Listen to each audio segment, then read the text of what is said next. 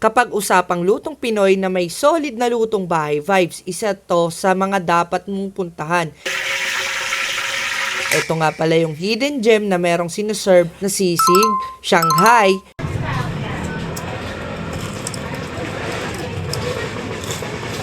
crunchy crispy pata,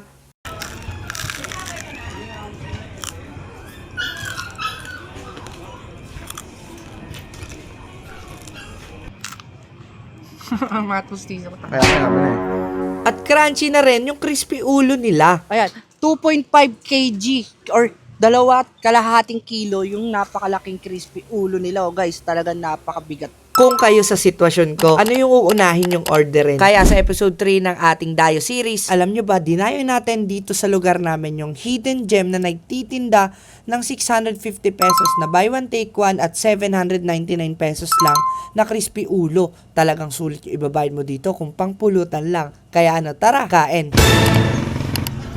Okay guys, meron akong papatry sa inyo, talagang underrated at kilala dito sa lugar namin to sa may Arpapa. Ito yung lugar na kung saan matitikman mo yung crispy pata na hindi mo kailangan dayuhin yung mga kilala, pero dito lang sa may Arpapa, meron na. Buy one take one crispy pata at legendary na napakalaking ulo. Hindi mo na kailangan lumayo. Puntahan natin. Dito. Okay, distance lang yun sa amin pero nagpatin pa rin tayo. Then, Arpapa lang sa may Umbrero. Dayuhin nyo to ha. Tapos pwede kayo mag-message sa FB page nila. The legit food trip. Sakto magbe-Bermans. Naghahanap kayo ng ano, yung talagang stable na ordera ng crispy pata, ng crispy ulo. Anak ko, laban-laban talaga. Bossing ko, how are you? Kamusta? Bossing ko, how are you? Ito yan, Alfred Crispy Pata. Boss, ready ka na ba? Ready na. Kung usapan tayo series tayo ngayon, ang dadayuhin natin is dito lang sa lugar natin, yung Arpapa. Welcome sa episode 3 ng ating Dayo series, na which is dito tayo ngayon kay Alfred Crispy Pata. Game na boss, set up na. Pack up na. Asikaso na.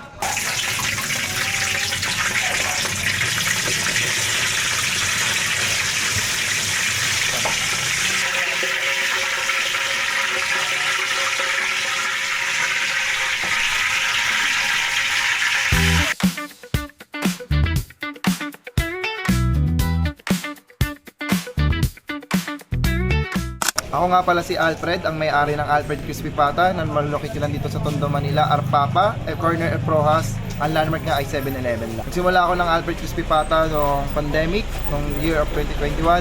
Nagsimula ako sa paisa-isa, padalawa-dalawa.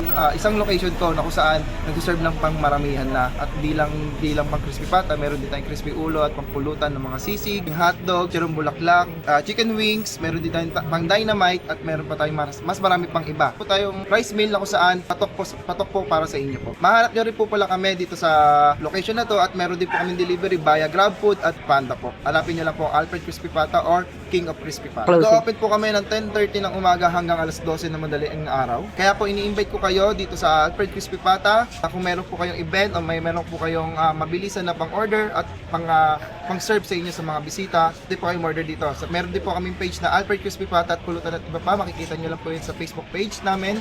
Mag-message lang po kayo. Maraming salamat, Shoktong, at isa ako sa napili mo sa Dayo series mo. Mabuhay ka.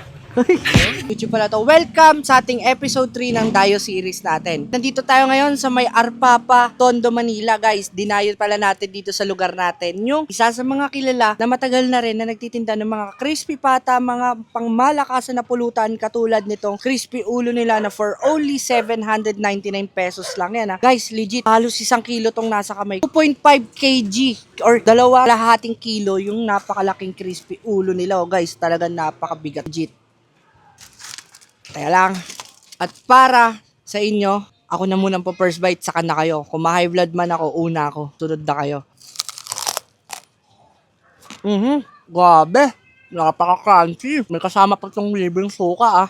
At eto naman yung may suka nila guys. May suka pala yan pag umorder kayo ah. Uy, sabi mo malambot.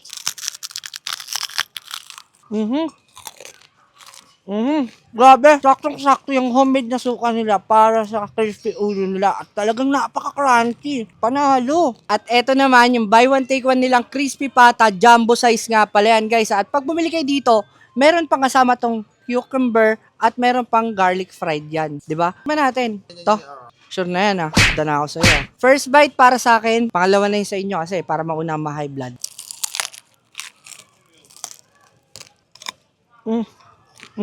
Grabe yun. Legit na crunchy talaga siya guys. Tapos napakalasa. Parang tinimplahan to or minarinate na yata ito na napakatagal na panahon. At eto yung may suka nila. Suka pala sila pag umorder kayo.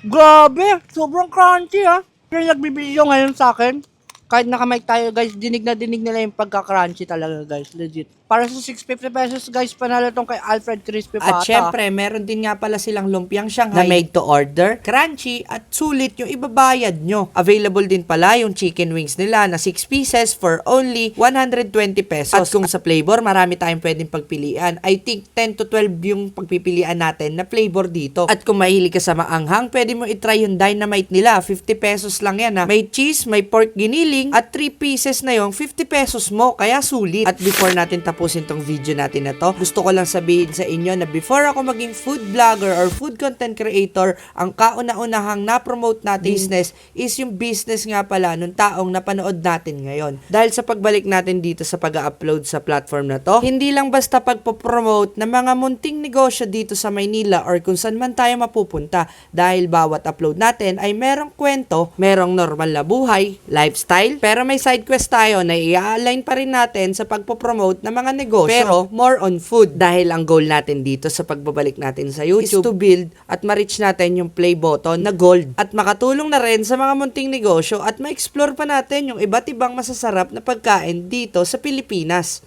Grabe Kung gusto niyo makatikim na ganito kasasarap na pwede niyo pampulutan, may biglaan kayong ganap or may okasyon, family gathering kayo guys, pwede niyo i-try dito sa Alfred Crispy Pata guys. Budget friendly, talagang pasok sa budget nyo. Hindi masakit sa bulsa. Plus, available nga pala sila sa Grab and Food Panda. At ilalagay ko na lang din yung pinaka-exact address na yan sa may comment section or link on the description below. Huwag niyo kalimutan invite ko na lang kayo. And that is it for this vlog. Like, comment, share, subscribe at tulungan niyo ako ma-reach yung ating next level. Gold play button tayo. Okay, takit sa lahat Mag-ingat na lahat sa biyahe. Stay safe, be safe, and stay tuned. Bye-bye! Peace!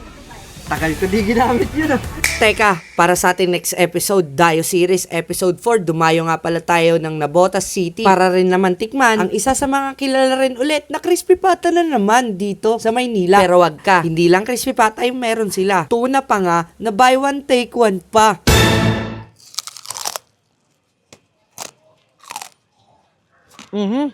Grabe, napaka-crunchy.